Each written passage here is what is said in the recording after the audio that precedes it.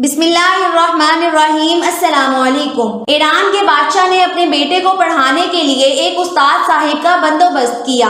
उस्ताद साहिब को कहा कि मेरे बेटे को दीन पढ़ाइए, मैं चाहता हूँ कल इसे इनाम के तौर पर हुकूमत संभालने के लिए दी जाए, तो ये दीन से आगाह हो जाए, तो इसको खुद सिखाइए, पढ़ाइए।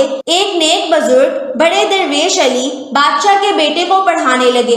असबाब मुकम्मल हो गए, कुरान मजीद पढ़ाया, अहदीस तय्यबा का दर्स दिया, असूल फिका से रोशनास कराया।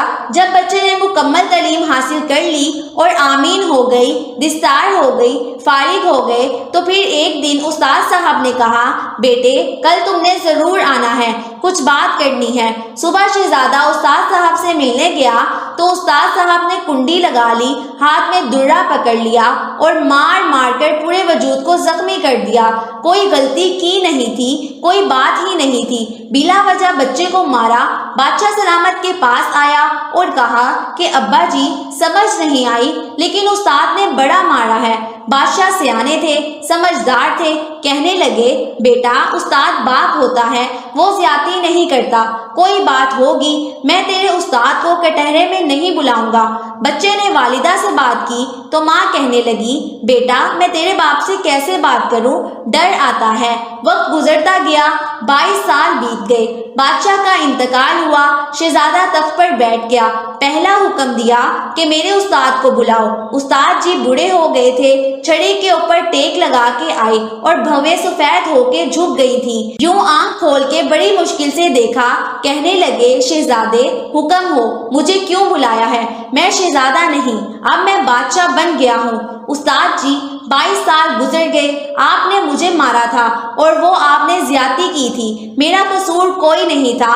उस वक्त मेरे पास इख्तियार नहीं था, मैं पूछ नहीं सकता था, लेकिन आज बा इख्तियार हूँ। सबसे पहले हुक्म दिया कि आपको बुला कर लाएं, मेरी ज्यादती बताएं, तो बूढ़े उस्ताद की आंखें आंसुओं से भर गई। कहने लगे, बेटे बस आज के दिन के लिए मारा था, ये जो दिन आ गया ना मेरी जिंदगी में इसलिए मारा था, ये मैं चाहता था मेरी जिंदगी में ये वक्त आए, आज मेरी मुराद पूरी हो गई। शहजादा कहने लगा, उस्ताद साहिब किस लिए मारा था, मुझे अभी भी समझ नहीं आया। आप फरमाने लगे, बेटे कितनी देर हो गई तुझे मार खाए हुए? कहने लगे, 22 साल। फरमाया, जख्म भूले तो नहीं, दर्द खत्म तो नहीं हुआ? कहा, 1 मिनट के लिए भी तुम्हारे हाफजे से ये बात खत्म हुई है? उस्ताद जी रोज रात को याद आता है। उस्ताद कहने लगे, तुम उस वक्त बेइख्तियार था, पूछ नहीं सकता था, 22 साल तुझे याद रहा, मुझे पता था तू एक दिन हुक्मरान बनेगा। मैंने तुझे इसलिए मारा था कि बेटे याद रखना, किसी पे जुल्म ना करना। अगर तुझे 22 साल तक याद रहा है तो जिस पर तू जुल्म करेगा उसे भी क़यामत तक याद रहेगा।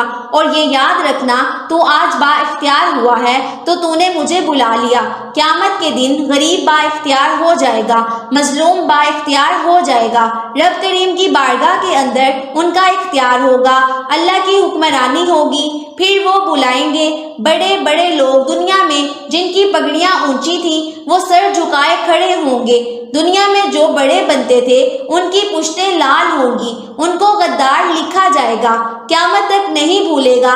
जुल्म करना तो सोच समझ कर करना, उतना करना जितना तुम सह सको, इतनी ज्यादती करना जितनी क़यामत में तुम बर्दाश्त कर सकते हो।